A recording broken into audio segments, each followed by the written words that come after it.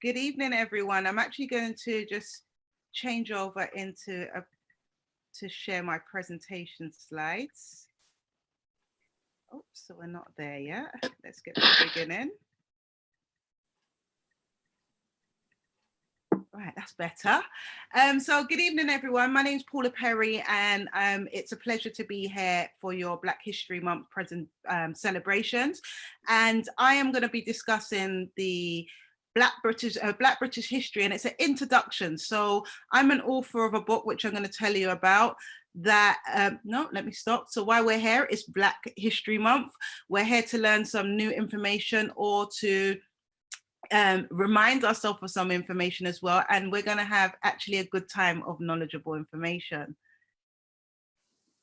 So you might be thinking, what's in it for me? Why am I here? What's in it for me? You're going to learn empowering information on Black British history. It's going to be a visual and auditory feast, and it's an opportunity to reminisce and enjoy some music as well. So I'm going to be playing some music in there, so you're going to be able to reminisce and enjoy some good music as well. So that's a good thing. Why is it important to learn this information? History helps us form our beliefs and our thoughts and beliefs leads to how we feel about ourselves and life and our self-esteem, which leads to the actions that we may take in life and our ultimate results. So it's really, really important of parts of your history that are very, very important as well to learn. When you learn your history, it makes you also mentally stronger and helps you progress in life. So I would say my name is Paula Perry. I'm a founder of an organization called You For Us. I teach finance and lifestyle coaching. I'm a mentor. I mentor young children. I'm an author of 2 best-selling books, which are history books, the first of their kind.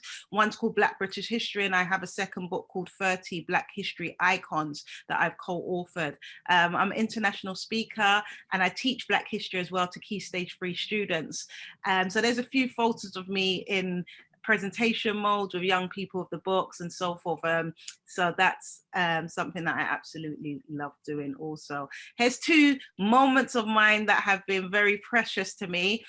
In 2019, I was celebrated by PricewaterhouseCoopers as one of their 31 Black British Achievers. So that was really, really a nice experience for me.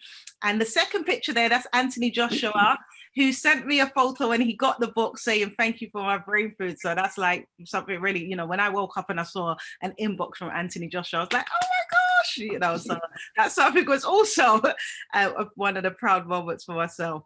So this is the book that I'm going to be discussing throughout the presentation, just giving you an introduction to some of the things that are in the book. It's called Black British History, Black Influences on British Culture from 1948 to 2016.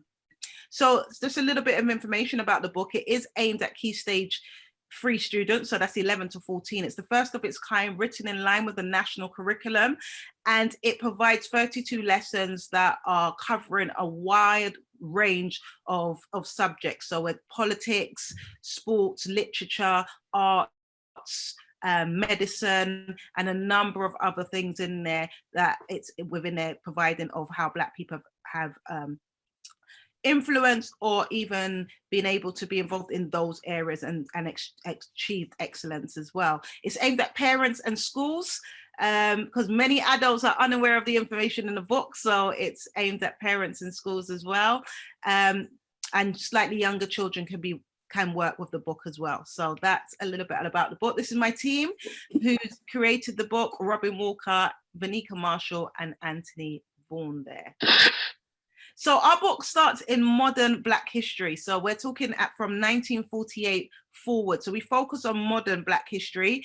I'm not saying Black people was not in the country before 1948, because that's certainly not true, but the book focuses on 1948 onwards via the Windrush generation. So we're going to start the video here. Arrivals at Tilbury. The Empire Windrush brings to Britain 500 Jamaicans. Many are ex-servicemen who know England. They served this country well. In Jamaica, they couldn't find work. Discouraged but full of hope, they sailed for Britain, citizens of the British Empire coming to the mother country with good intent. Prodded by public opinion, the Colonial Office gives them a more cordial reception than was at first envisaged. Many are to be found jobs. Our reporter asks them what they want to do. Now, why have you come to England? To seek a job. And what sort of job do you want? Any type, so long as I get a good pay. Some will go into industry, others intend to rejoin the services. Now, you're ex-Air Force, aren't you? Yes. Are you going back into the Air Force game? Yes. Did you know if you'll be accepted? I think so. Some plan to return to Jamaica when conditions improve. I'd like to ask you, please, are you a single man? I am a single man. Only my mother that is depending on me. And I'm also an ex-serviceman. You're ex-service, RAF, are you? RAF. I took. So that's the first, the boat that's quite popular, the SS Empire Windrush, but there was many boats before and there were boats after. But the most important thing about this boat, there was many important people in this boat. So for example, there were established calypso artists that arrived called Lord Kitchener, Lord Woodbine, who traveled up and down the country bringing a new tone of calypso music at that time. Many of them also fought in World War I and II from the Caribbean islands. So they were, England and Britain was the mother country of the Commonwealth. Was that a question? Oh, sorry, of the Commonwealth. So many were invited back as well to help rebuild Britain after the war. So those from Black Britain were not just from those from the Caribbean, Trinidad, and mainly Jamaica. There were also those who were here from the continent of Africa. This is the Tower of London.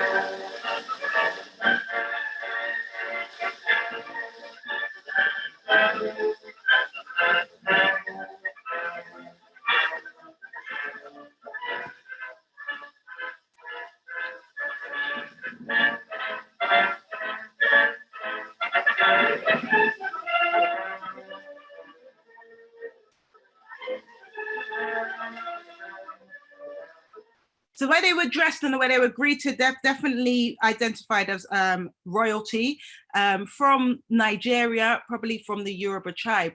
The difference in those with the Caribbeans coming to Britain, they were coming to work, while those who came from the African continent normally came to Britain in that time to study. So what did Black British migrant music sound like? So this is Lord Kitchener. So let's have a little listen here of calypso music.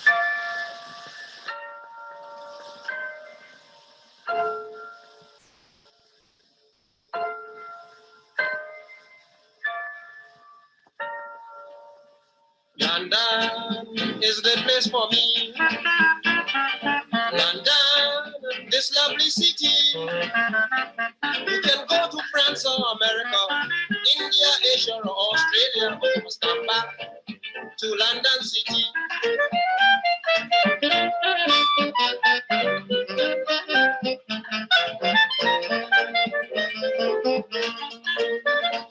Well, believe me, I am speaking broad-mindedly. I am glad. So there was an African equivalent to calypso music. I'm just wondering if anybody knew what that music was called. Okay, no worries. So the music was called High Life. So this is just the African equivalent to calypso.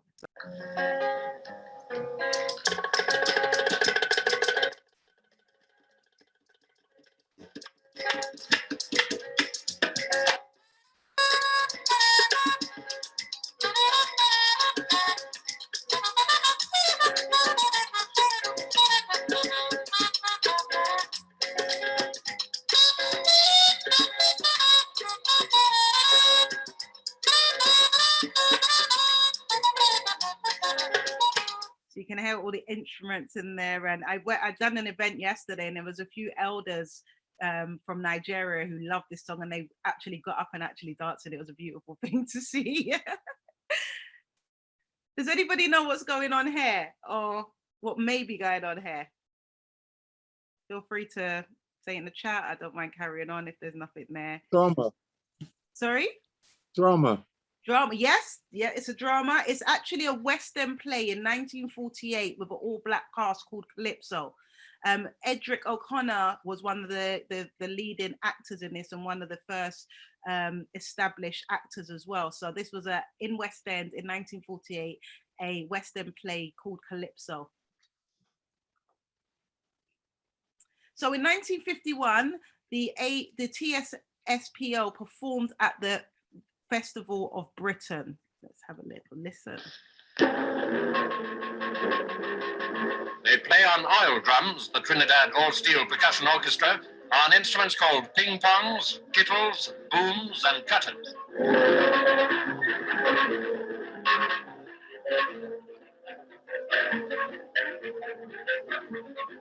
Oh, look of misery, wherever I meet Johnny. Beating Pan, they call it, and it's a fascinating performance, calypsos and all. For me, oh, look of misery, wherever I meet Johnny. All you people be sorry to see the great Johnny in the Dallas there for me.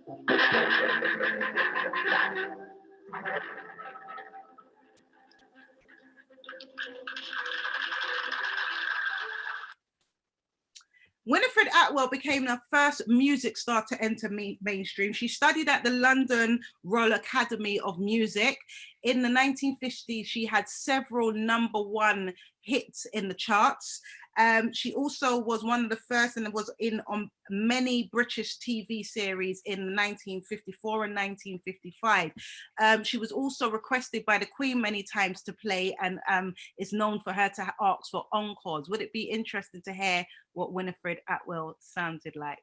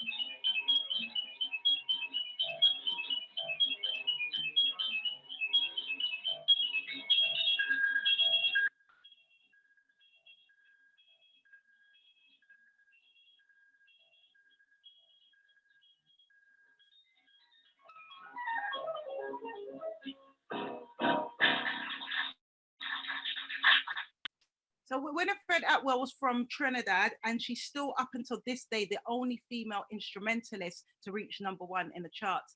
And I'm not sure if anybody knows what type of music she specialized in, what that was called. But if no one doesn't know, it was called ragtime or boogie woogie. That was the type of music that she was specialized in. Does anybody know what may be going on in this photo? Or what's happening? Okay, so it's in Barbados, and it's actually a recruitment campaign going on. So it's a recruitment in Barbados, and the company was Transport for London. So at the time, Transport for London was in the Caribbean islands recruiting members to come to work on the London transport. So during that time, arrivals were arriving. There's 2 gentlemen here, and then the words KBW were behind them. At the time, that would be around what they would see a lot of the time, which meant at Keep Britain White.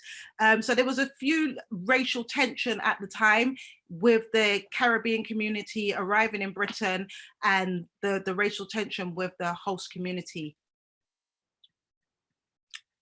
Our first civil rights leader that came with a response to that was a lady called Claudia Jones. Claudia Jones, a Trinidadian, founder and editor of the West Indian Gazette, who fought for Black rights and human rights in general, wanted to inspire and unify the community to ease racial tension. The fact that the population at large, because of the whole propaganda against the West Indians, regard them as second-class citizens, and they themselves, on the job in virtually every sphere of life, find this difficulty since the Immigration Act in terms of discrimination.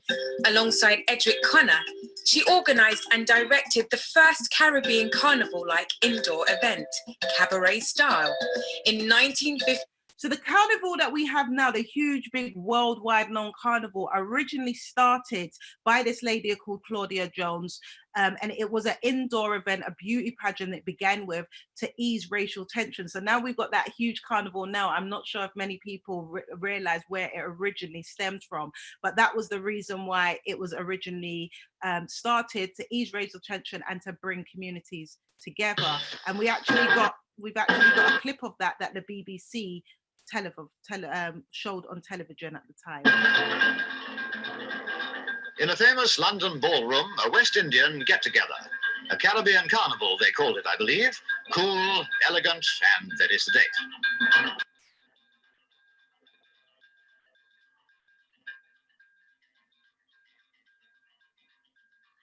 As you'd expect at the Lyceum, there was a beauty contest as well as a dance. Pulchritude in all shades.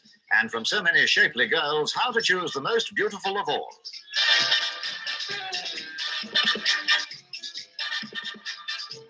Well, the judges did their duty, of course, and the queen of the carnival turned out to be Cherry Larman of Jamaica, a little overwhelmed by the honor. Okay, meanwhile, young white youngsters in Liverpool began importing African-American music. So the music started to change from what was popular with the calypso music, the boogie woogie and ragtime, and there was a new sound starting to be created, which started from the ports of Liverpool. In Liverpool, a new music scene was about to explode with a new distinctive sound, thanks to the city's port.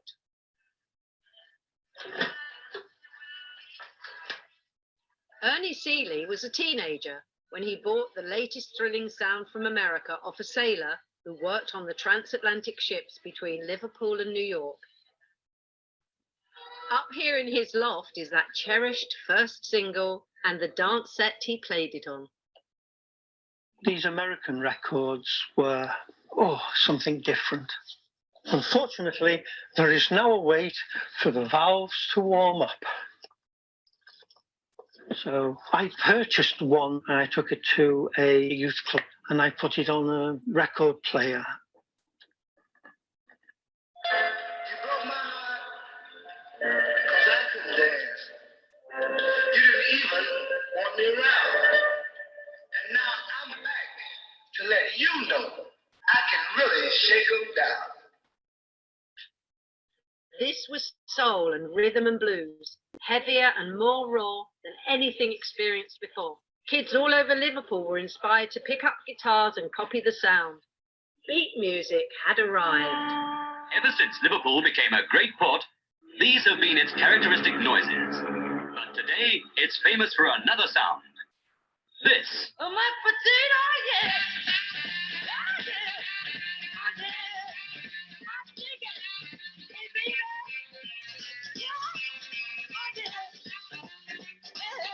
Fans of this new sound wanted somewhere to hang out and hear it. Clubs started popping up all over the city. Liverpool at night now had a new culture. Teens, clubs, beat music, and not a parent in sight.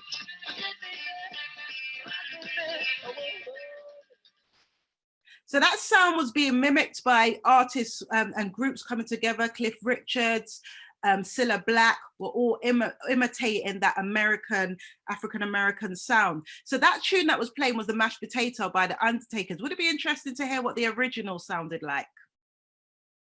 So this is the original.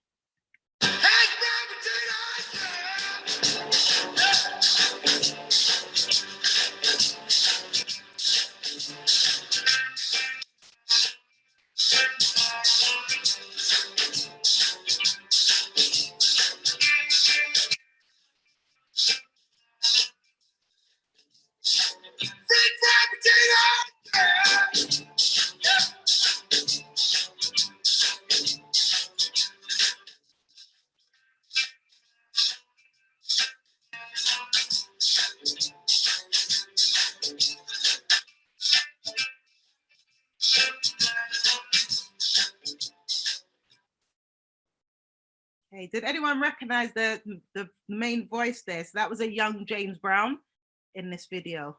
Yeah. Anybody know what's going on here? What group this is, who they are?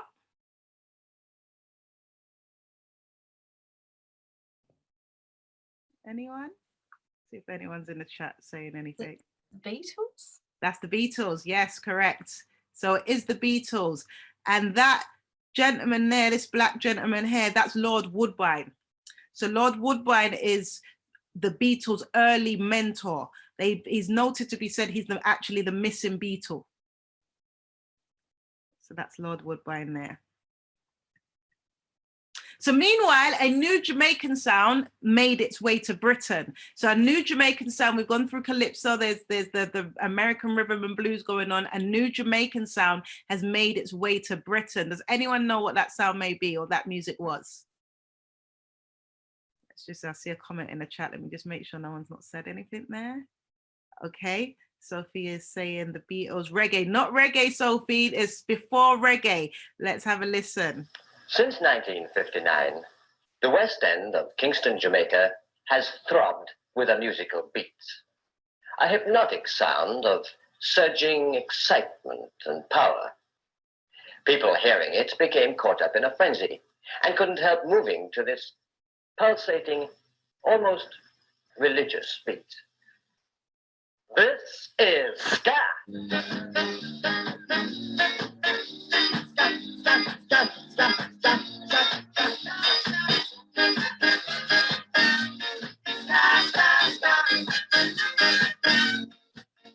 Many people can cha-cha-cha. Not everybody can do the twist, but everybody can do the ska. It's a new dance you can't resist. Ska, ska, ska.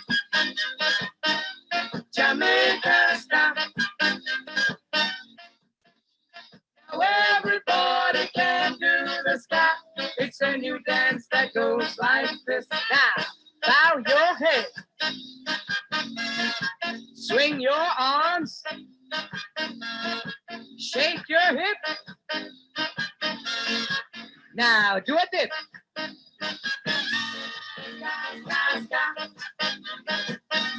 So that was ska, the first music that important. I see Billy said dancehall here. Dancehall came very, very later down. So we're going to go through a few things before dancehall came onto the scene. The biggest hit in 1964 of the ska music, does anyone know what they may have been? Biggest hit of ska music in 1964. Well, it was this track. You made my heart go giddy up. You are as sweet as candy. You're my sugar dandy. My boy, lollipop. Never, never leave me. Because it would grieve me. My heart told me so. I love you. So, but I wanted to know. I need a song, and I never let it go. Oh, my boy, lollipop, you made my heart go giddy up. You set the world on fire. You are my one desire. I see Monica enjoying it there. So that's RIP to Millie Small there as well. So white fans of this music and lifestyle became the mods. So the mods were influenced and the lifestyle of this music. So let's have a listen. We had money, we had clothes. Well, that's the original sheepskin. And there's the parka. And if you didn't have one of these in the 60s, you never got a bird. So you've got something like this, you get someone in it and you share it. There's three types of mod. You had the scooter mod, you had the mod, like the West End mod, and then you had, like, we used to call them suburban mods. They never sort of quite caught up with the West End mods. The dances were different. They was always a couple of weeks behind us or months behind us. In many towns, new shops and boutiques have sprung up to cater for young tastes. Clothes for everything. Everything really was based on upper middle class people, because we come from a working class background and we all had jobs now, we all earn money. So we don't spend it on clothes to show people we're as good as them. What gear the cats are wearing is one story, where they wear it is another. A night out on the town was the ideal time to show off your stuff. And for Barry, there was only one place to be seen, the Flamingo Club in London's Soho. Just knowing you're going to the Flamingo Club, your chest was pounding. You know, you'd watch Ready, Steady, Go. You watch the acts that are going on there, clothes on, 4 buttons, 3 pockets, and it had collars, jolly boots. I would say half of it was clothing, the other half was music. Out the door, Flamingo was a magnet. Just a dilly little doorway, and up here, you can hear music. And now your heart's really pounding and really racing because you can hear the music and you can feel the sweat and the heat rising up. You can feel the atmosphere in there. Nobody wanted to fight anybody. All wanted to talk and dance. I loved it. The beat starts to retreat. But if it goes back a bit, Charles Street. The Flamingo was also a place where black and white kids could meet and dance to the latest sound from abroad, Blue Beat. Blue Beat come into our lives really through the West Indian community. We met in the Flamingo Club. Right, that's me Blue Beat hat. You had to have this stud in the back. It's a little trick I was taught by a West Indian fella. I never wear it because I look a dick in it. We used to make friends with the West Indians.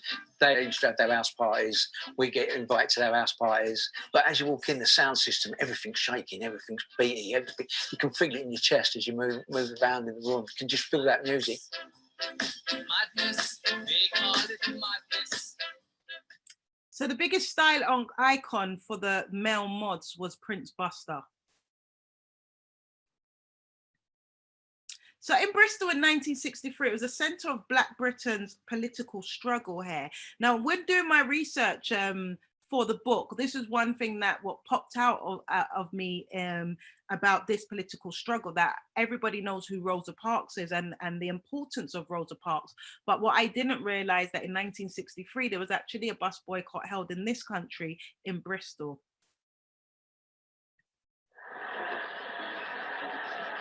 In the 1960s, Martin Luther King sparked the civil rights movement in the United States. I was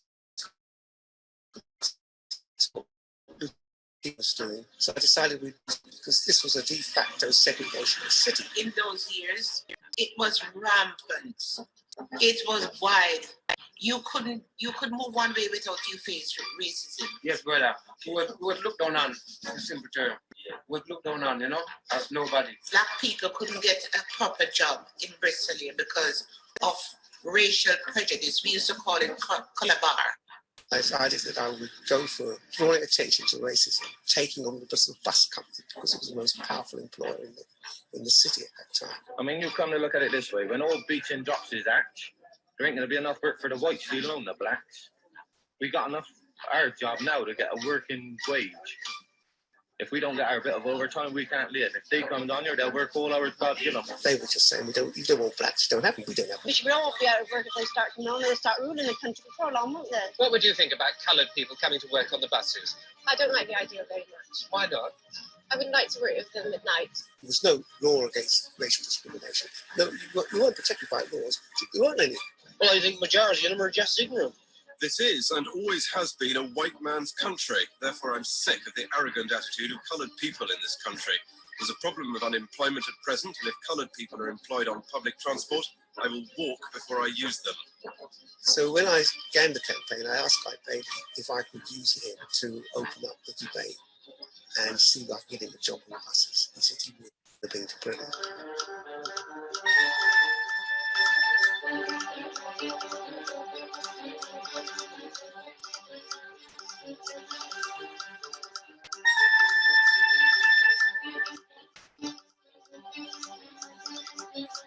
Don't use it.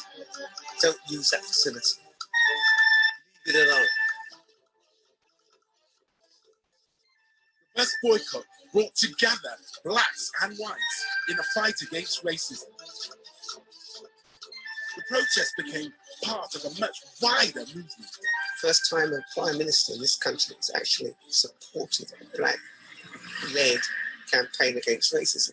That's when Harold Wilson invited me down to Downing Street and told me there and then that if he gets to become prime minister, the first thing he would do in the first parliament was to put down a law to say that racial discrimination was wrong.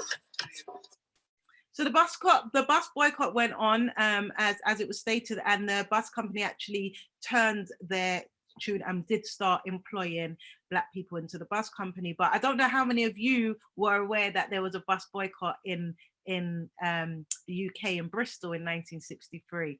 I wasn't aware, but I did know who Rosa Parks was and the importance of what she done in America.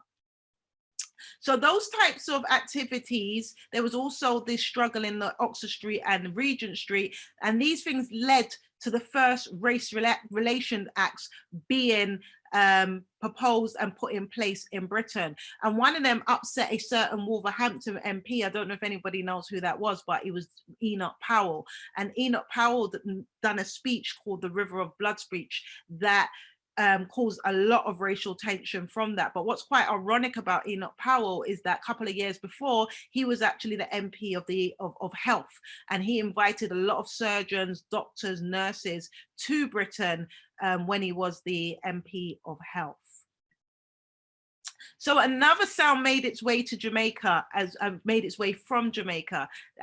Somebody always said reggae already, but it's not reggae, it's before reggae. And this was the next sound that made its way to Britain. It was called rocksteady.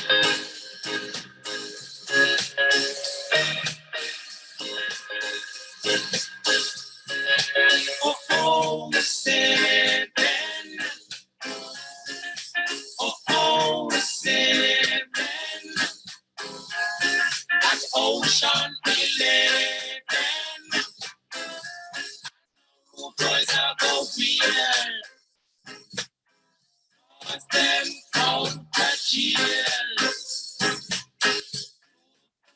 And out of jail.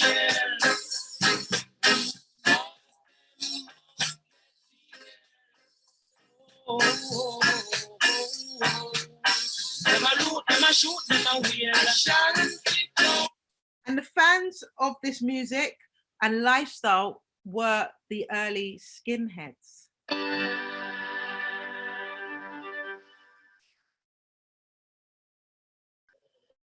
You hear the word skinhead today, what you're most likely to think.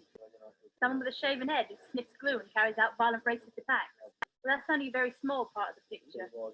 Unfortunately, violent attacks by extremists who shave their heads attract more press coverage than people who, like me, are skinheads only because we enjoy good music, good clothes, a drink, and a laugh. I'm not saying that skinheads don't have an aggressive sort of style, but that's not the issue.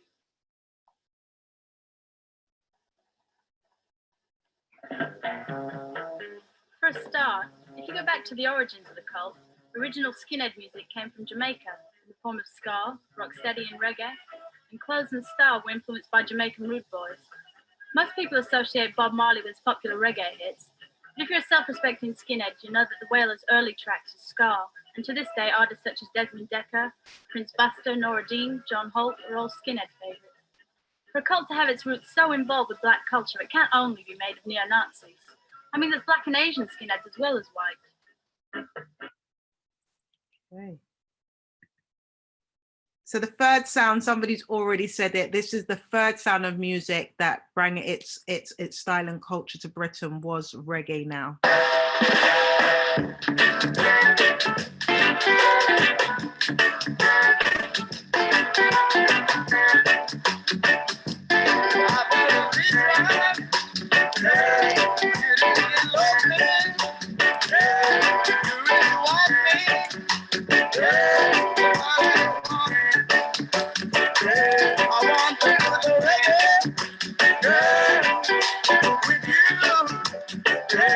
Come on to me, let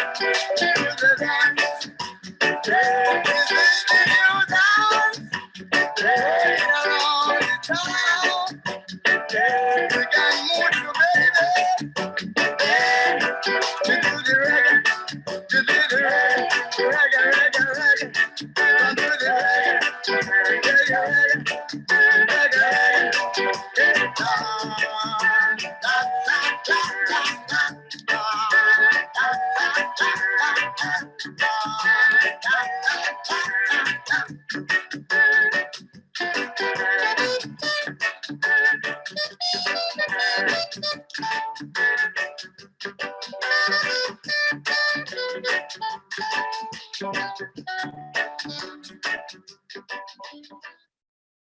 Okay, in 1969, a Black Britain entered political mainstream.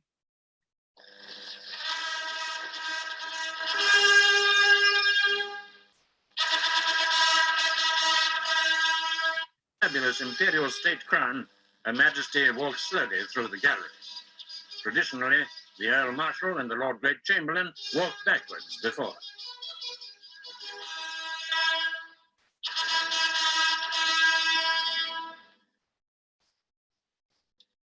Behind the young pages, Prince Charles, his robes covering his uniform, walks beside Princess Anne.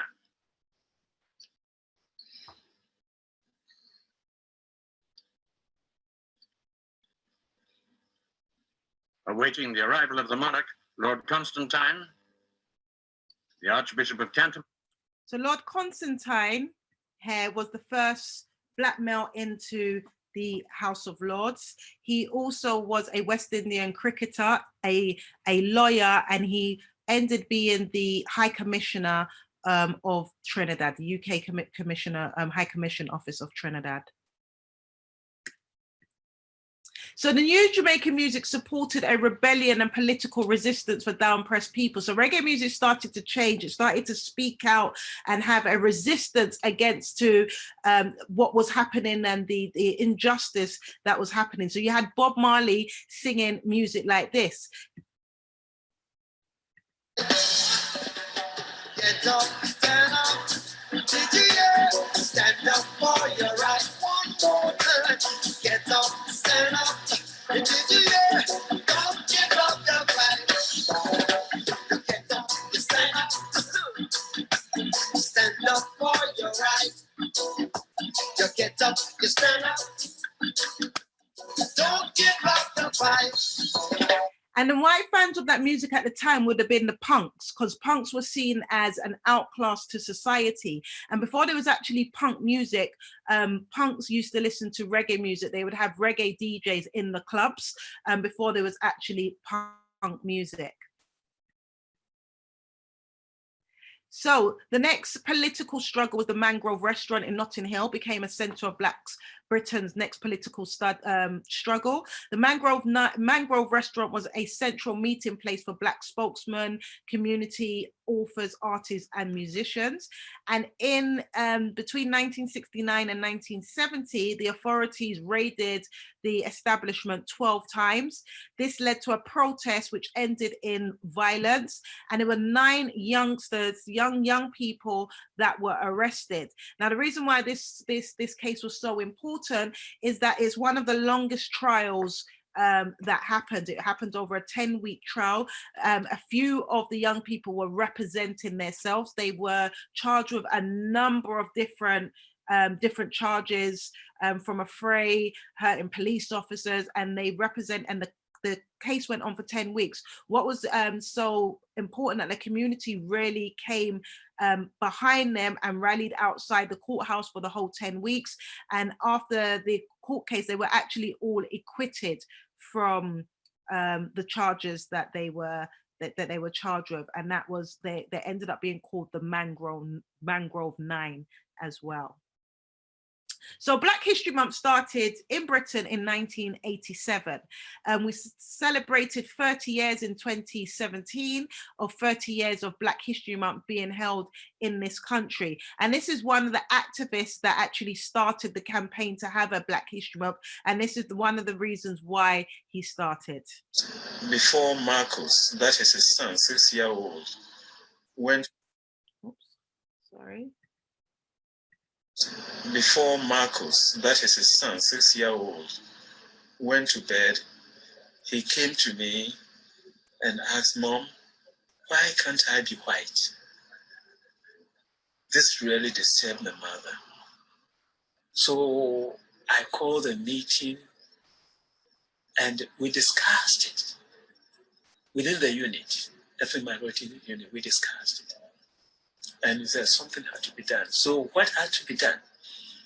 We have to, it was imperative that we do something, a manifestation that will shake London and make it reverberate across Her Majesty's Kingdom, United Kingdom.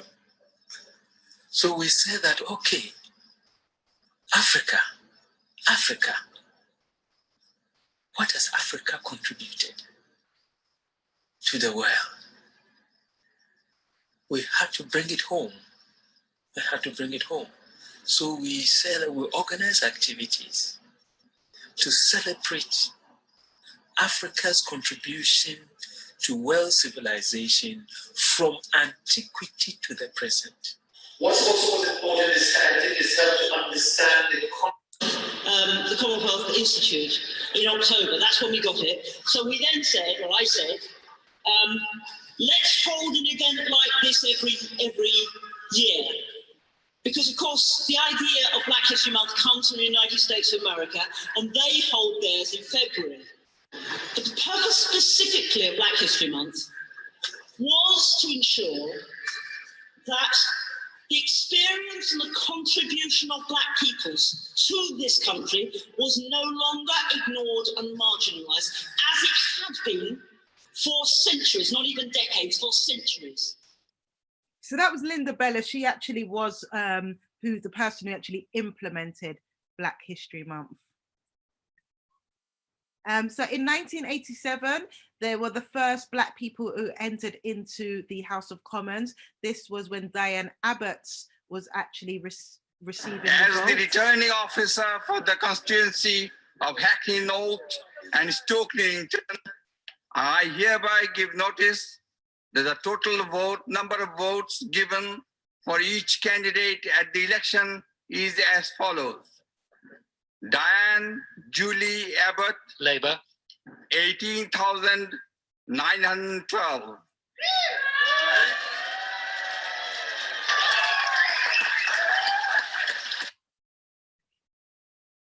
So our book narrates 70 years of music. It narrates the Calypso years of 1948 to 1962, Ska years of 1959 to 65, and the subculture, mod subculture, Rocksteady years of 1966 to 69, and the skinhead subculture, the reggae years of 68 to 78, and the punk subculture. Then you have Lovers Rock years, which is the first homegrown music of first generation children creating their own sound, which would have been Lovers Rock.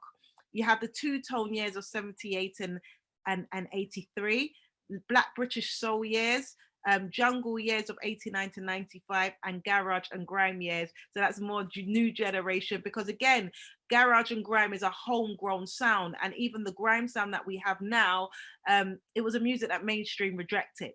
So those young people persevered until they just burst open the door. Now you've got artists like Stormzy actually being a headliner in Glastonbury as well.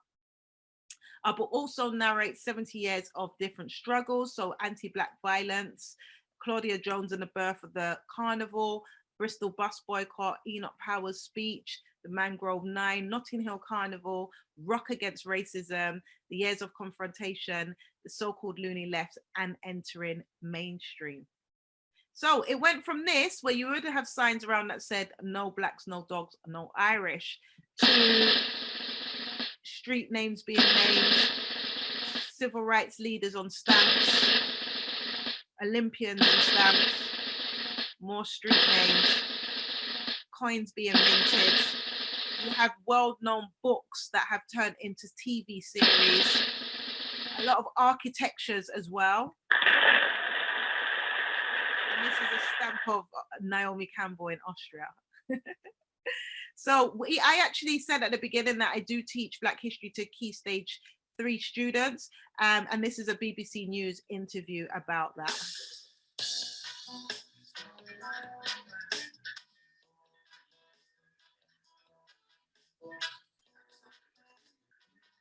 Currently, we've been discussing the skinhead culture in Black history, and so we're discussing how it's been influenced by Black music, dress, and food. The reason why we chose Black British is to show the influence that Black people have had on British culture. So I think we thought that that was quite significant to highlight. For me, the key thing is the sense of confidence that Black history provides to young people. There's a lot of stereotypes and bad image around young Black people.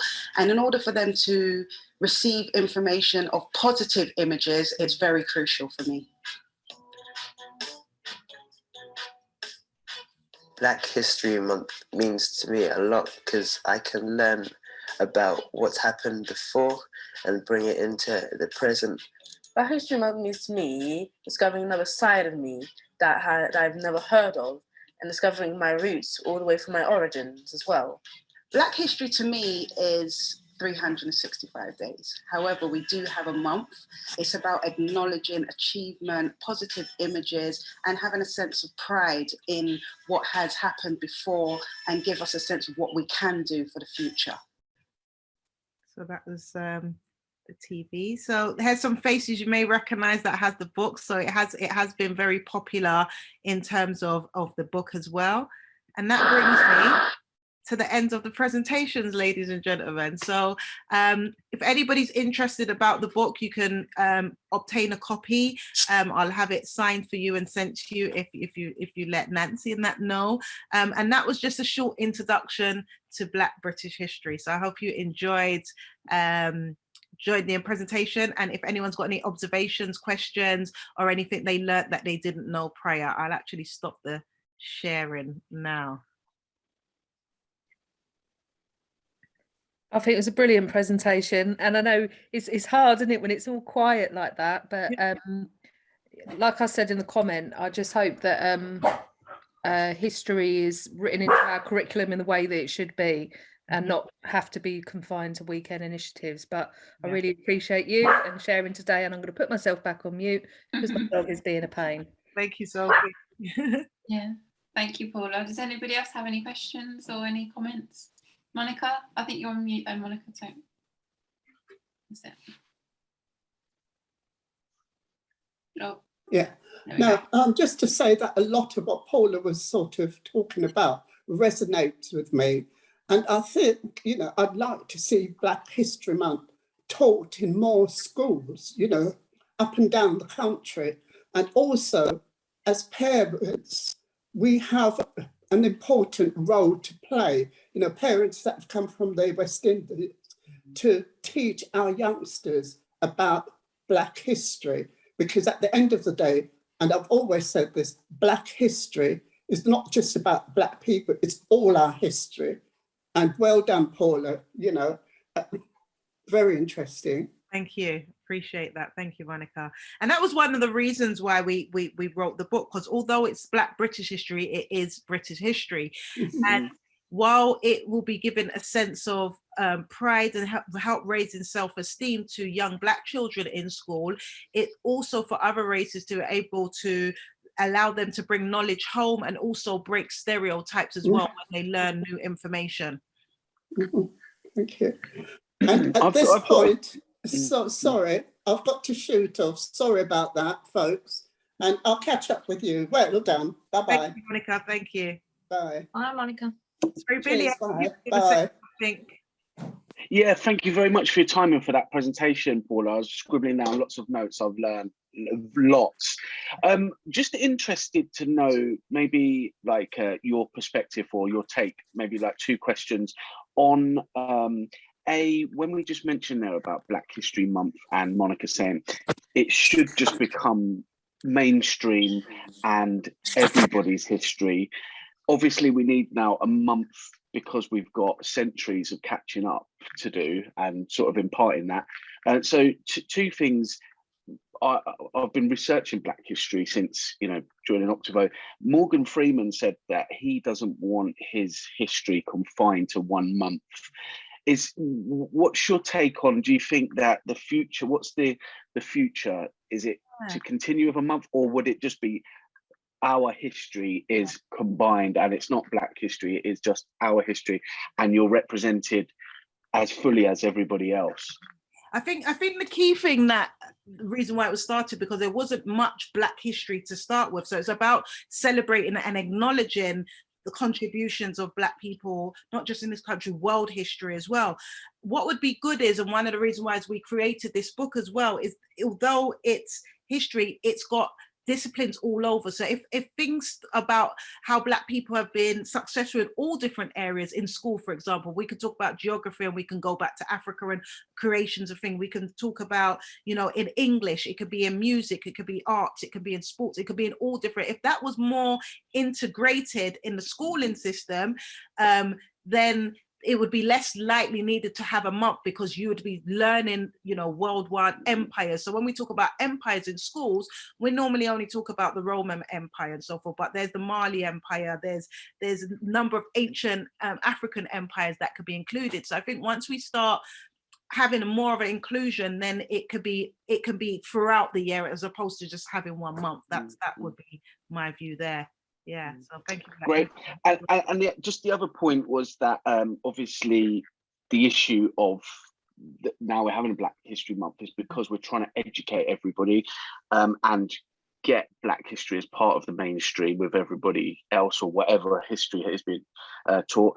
The piece said about being marginalized and ignored. Do you think that there was a concerted effort? Is it from a racist kind of point of view where people positively kind of and actively discriminated white or Black history out of the history books, or was it just a ignorance? I think there's a bit of both. I feel like when it comes to, there is a marginalization of African history and Black history from an ancient perspective. But then again, it's for individuals, like you said, individuals to start, if you're a teacher, to be learning a bit more wider than maybe what the textbooks might teach you, because there's a lot more history. So you get constrained into what you're taught and what you should be teaching, for example.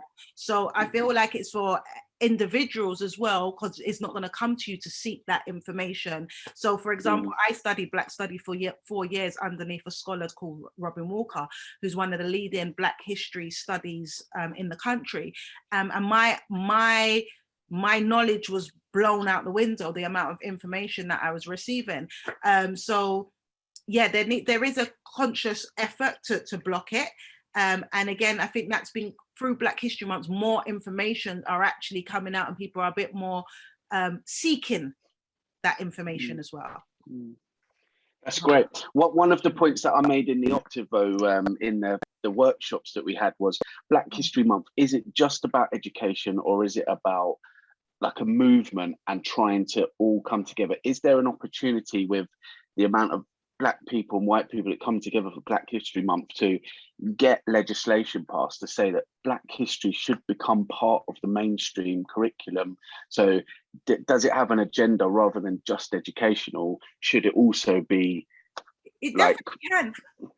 It definitely can, but just one thing but sometimes it's quite in the curriculum, in the criterias, it talks about you're able to teach about worldwide empires, just for example. But if you are unaware of empires that come from Africa, then you're unable to teach that. So there's scope there in the curriculum, but if the teachers are unaware of this information, how are they going to teach it? So these types of things are about the knowledge that there are African empires, but if you were only taught about European empires and so forth, that's what would be the mainstream of what's going to be taught. But within the criteria of it, there's scope that says world empires, and Africa's definitely have many empires as well.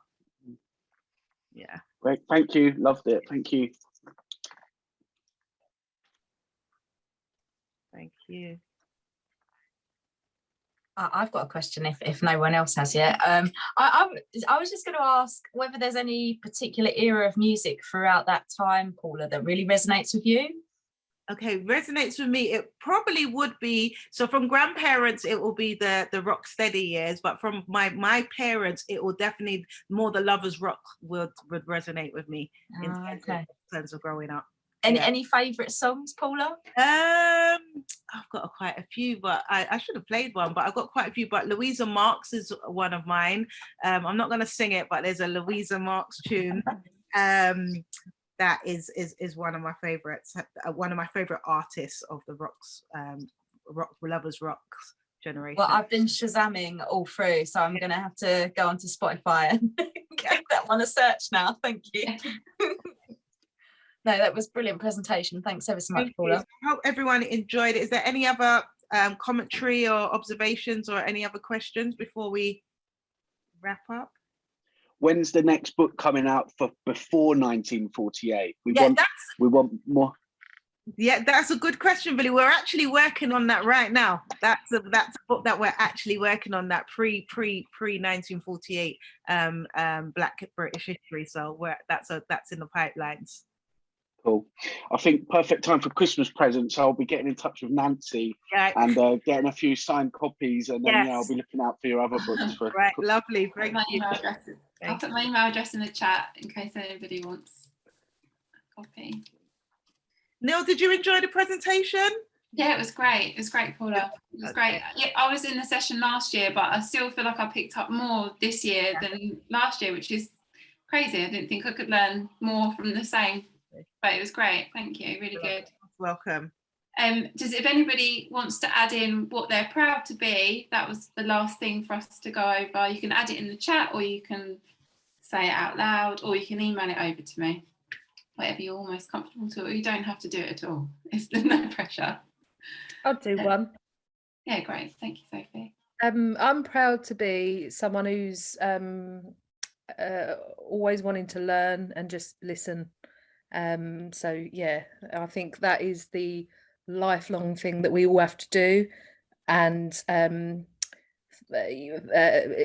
get comfortable with discomfort, because when we're in discomfort it's when we tend to learn the most, and some of that is about reconciling a few truths so that you can progress forward, and it starts with all of us, starts at home, and carries on throughout life. So yeah, proud to just listen, even though my dog was barking the whole time. He's listening too. I've got a couple, and I thought about this. I've been meaning to put the video together for October, but I'm proud to be part of a country, or live in a country, where the conversation is still happening, about Black History Month. We've had our challenges, about getting it on the agenda, or it has been marginalised, but now it's come to the fore, and people are taking that responsibility to own it and educate everybody, rather than just being told about white history. We're now saying, this needs to be recognised and brought to the fore. I'm proud to have gone to a West London comprehensive with lots of different ethnicities, so I'm not afraid, I'm not ignorant to different people. I'm proud of my parents that brought me up to respect different cultures and foods and languages. So hopefully there's a long road to go, but this is just the start of, and I mean, big organizations like Octavo spending time and resources on Black History Month. It's encouraging, and hopefully the next generations that come after won't have to endure some of the challenges that have gone before. Yeah. Yeah. It's great. Well, that will be all recorded on this session as well. So. There you go. I've done it. 2 birds with 1 stone. You've done it now. Oh, great. Thank you, everybody. Has anybody else got anything they want to say?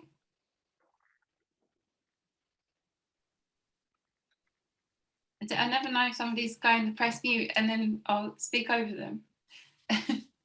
You're welcome, Sophie. Thank you. I'm glad you enjoyed it. And thank you, Octavo, for organising this as well. Thank you.